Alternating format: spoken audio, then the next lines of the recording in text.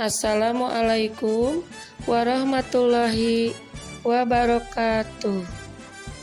Bapak Ibu hebat, salam sehat dan bahagia. Jumpa lagi dengan saya, Eis Kormanawati, calon guru penggerak angkatan 7 dari SDN 1 Padamulia, Kecamatan Pasirwangi, Kabupaten Garut, Provinsi Jawa Barat. Pada kesempatan kali ini, izinkan saya untuk memaparkan tugas 1.4.A.8 koneksi antar materi. Perkenalkan, beliau adalah Ibu fasilitator saya, Ibu Lili Indarti SS Home, dan Bapak pengajar praktik saya, Bapak Hendra MPD, dan saya sendiri, calon guru penggerak angkatan 7 Eis Kormanawati SPDI dari SDN 1 Padamulia, Kecamatan Pasirwangi, Kabupaten Garut. Koneksi antar materi terkait dengan filosofi Ki Hajar Dewantara, yaitu 1.1 filosofi Ki Hajar Dewantara. Terkait yang kedua 1.2 nilai dan peran guru penggerak, 1.3 visi guru penggerak, 1.4 budaya positif. Jadi ada keterkaitan antara 4 modul tersebut. 1.1 Filosofi Ki Hajar Dewantara. Ki Hajar Dewantara menjelaskan bahwa tujuan pendidikan yaitu menuntun segala kodrat yang ada pada anak-anak agar mereka dapat mencapai keselamatan dan kebahagiaan yang setinggi-tingginya, baik sebagai manusia maupun sebagai anggota masyarakat. Dalam menuntun laku dan pertumbuhan kodrat anak, Ki Hajar Dewantara mengibaratkan peran pendidik seperti seorang petani atau tukang kebun. Anak-anak itu seperti biji tumbuhan yang disemai dan ditanam oleh Pak Tani atau Pak Tukang Kebun di lahan yang telah disediakan. Ki Hajar Dewantara menjelaskan bahwa dasar pendidikan anak berhubungan dengan kodrat alam dan kodrat zaman. Menurut Ki Hajar Dewantara, budi pekerti, watak atau karakter merupakan perpaduan antara gerak pikiran, perasaan, dan kehendak atau kemauan sehingga menimbulkan tenaga. Ki Hajar Dewantara juga membedakan kata pendidikan dan pengajaran dalam memahami arti dari tujuan pendidikan. 1.2 Nilai dan peran guru penggerak. Dari pernyataan Ki Hajar Dewantara tersebut, maka seorang guru harus mempunyai dan menjalankan perannya agar mampu memotivasi muridnya menuju kebahagiaan yang setinggi-tingginya melalui proses pembelajaran. Nilai guru penggerak: 1. Mandiri, 2. Reflektif, 3. Inovatif, 4. Kolaboratif, 5. Berpihak pada murid. Itulah nilai guru penggerak yang harus dipahami oleh seorang guru penggerak. Yang kedua, peran guru penggerak: 1. Menjadi pemimpin pembelajaran, 2. Menjadi coach bagi guru lain, 3. Mendorong kolaborasi, 4. Mewujudkan kepemimpinan murid, 5. Menggerakkan komunitas praktisi. 1.3 Visi guru penggerak. Visi dapat diibaratkan sebagai bintang penunjuk arah yang memandu penjelajah untuk mencapai tujuannya. Visi adalah representasi visual kita akan masa depan. Dalam mewujudkan suatu perubahan, diperlukan visi dan langkah-langkah yang tepat dalam mencapainya. Dalam penggambaran visi yang jelas tentang keadaan di masa depan, dapat membantu kita untuk merencanakan dan menyelaraskan upaya-upaya mewujudkannya. Visi dapat terwujud jika terdapat kerjasama dengan semua warga sekolah. Oleh karena itu, dalam mewujudkan visi diperlukan langkah-langkah konkret menggunakan metode inquiry apresiatif dengan melalui tahapan-tahapan bagja. Langkah-langkah dalam menerapkan perubahan sesuai dengan visi yang diimpikan berdasarkan tahapan bagja. Tahapan-tahapan bagja yaitu 1. Buat pertanyaan utama. 1. Buat pertanyaan utama. 2. Ambil pelajaran. 3. Gali mimpi. 4. Jabarkan rencana. 5. Atur eksekusi. 1.4 Budaya positif. Setelah mempelajari modul 1.1, 1.2, dan 1.3, kita dapat menyimpulkan bahwa sekolah diibaratkan sebagai tanah, tempat bercocok tanam. Jadi, tanggung jawab seorang guru adalah menciptakan suatu lingkungan positif yang terdiri dari warga sekolah yang saling mendukung, saling belajar, saling bekerja sama, sehingga tercipta karakter-karakter dari kebiasaan-kebiasaan baik akan membentuk sebuah budaya positif. Budaya positif juga mendorong murid mampu berpikir, bertindak, dan dapat menciptakan murid yang merdeka, mandiri, dan bertanggung jawab. Untuk menciptakan sebuah lingkungan yang positif di sekolah, yaitu dengan cara menerapkan disiplin positif. Yang perlu kita lakukan, salah satu hal yang paling penting adalah kita perlu menghilangkan rasa takut dalam diri murid, sehingga mereka merasa aman dan nyaman berada di sekolah dan dapat belajar dengan rasa tenang, tanpa tekanan dan menyenangkan. Pertanyaan pemantik ke-1. Sejauh mana pemahaman Anda tentang konsep-konsep inti yang telah Anda pelajari di modul ini, yaitu disiplin positif, teori kontrol, teori motivasi, hukuman dan penghargaan, posisi kontrol guru, kebutuhan dasar manusia, keyakinan kelas, dan segitiga restitusi. Adakah hal-hal yang menarik untuk Anda dan di luar dugaan? A. Disiplin positif. Tujuan dari disiplin positif adalah menanamkan motivasi yang ketiga pada murid-murid kita, yaitu untuk menjadi orang yang mereka inginkan dan menghargai diri sendiri dengan nilai-nilai yang mereka percaya.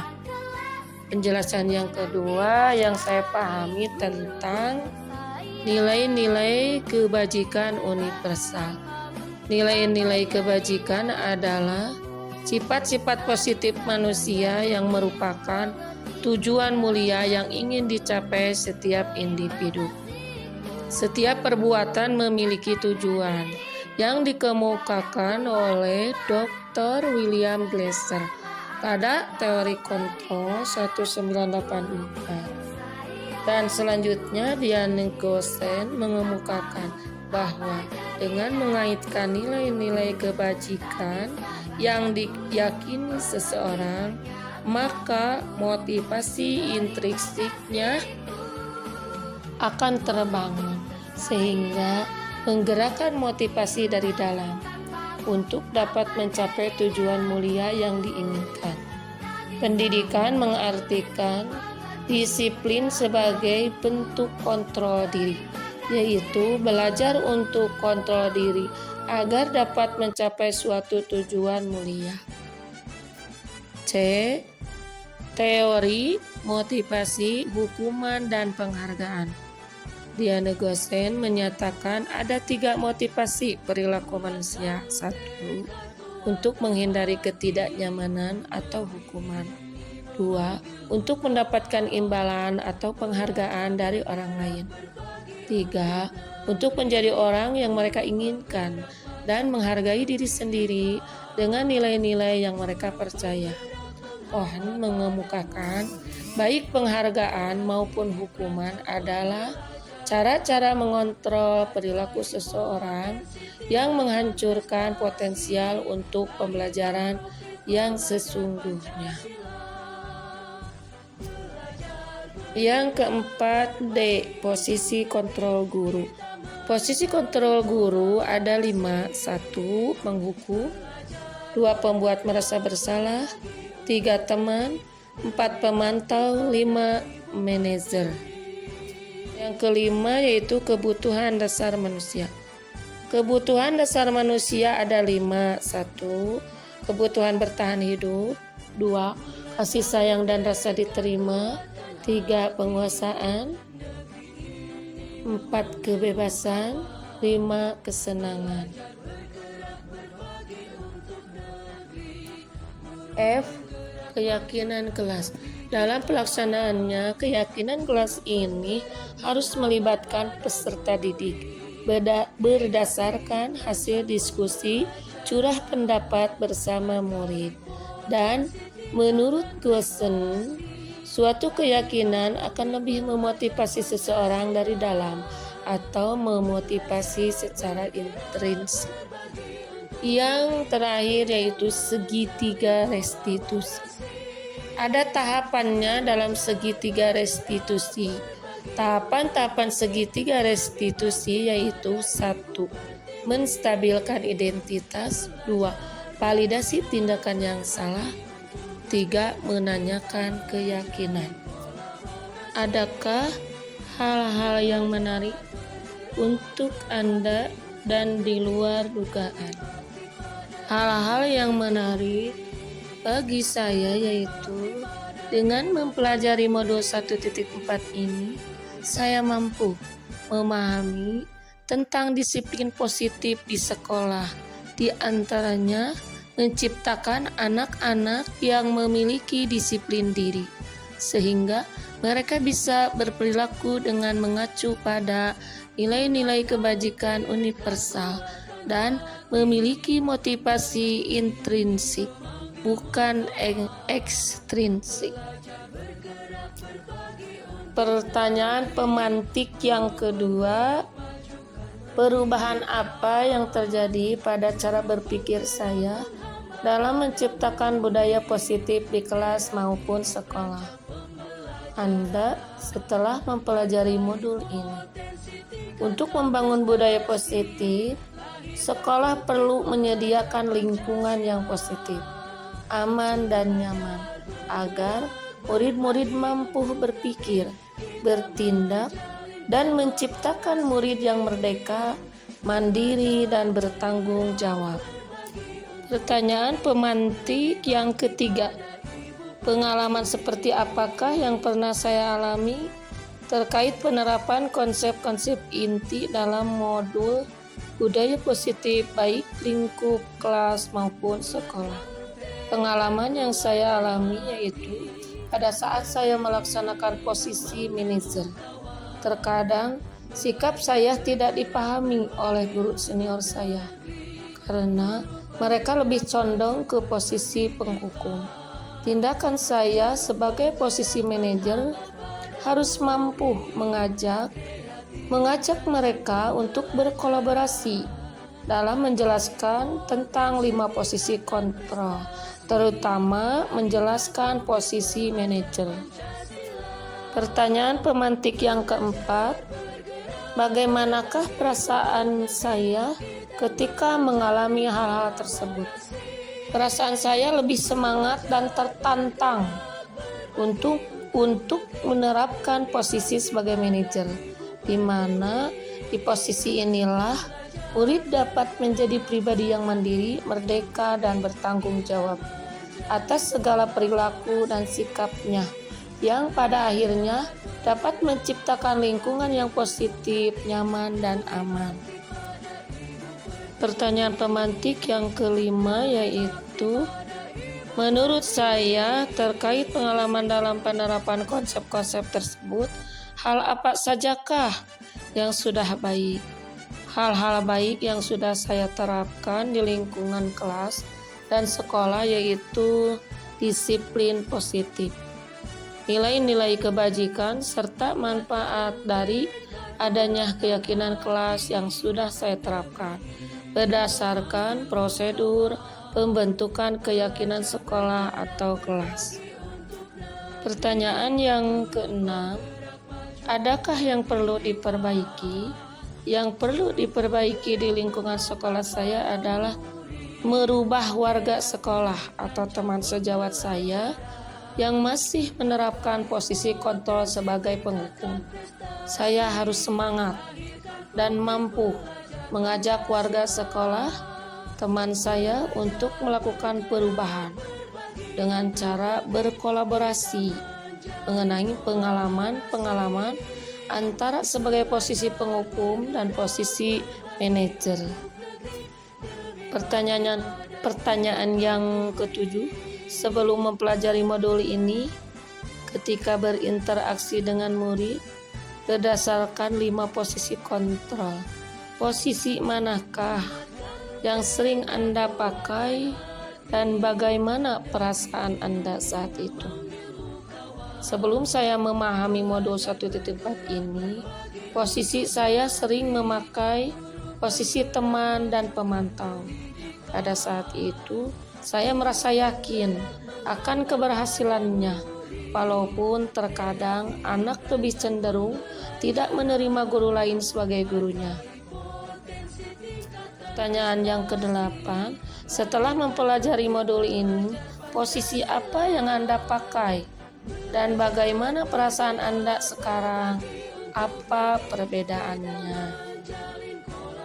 Setelah mempelajari modul ini, saya berusaha untuk menggunakan posisi kontrol sebagai manajer, karena melihat dan memperhatikan perkembangan sekarang, saya merasa bangga dengan murid saya yang mampu menunjukkan pribadi yang mandiri, merdeka, dan lebih bertanggung jawab. Di sini perbedaannya sangat berbeda sekali. Murid saya menjadi pribadi yang mandiri, merdeka, dan lebih bertanggung jawab. Pertanyaan pemantik yang ke-9, sebelum mempelajari modul ini, pernahkah Anda menerapkan segitiga restitusi ketika menghadapi permasalahan murid Anda?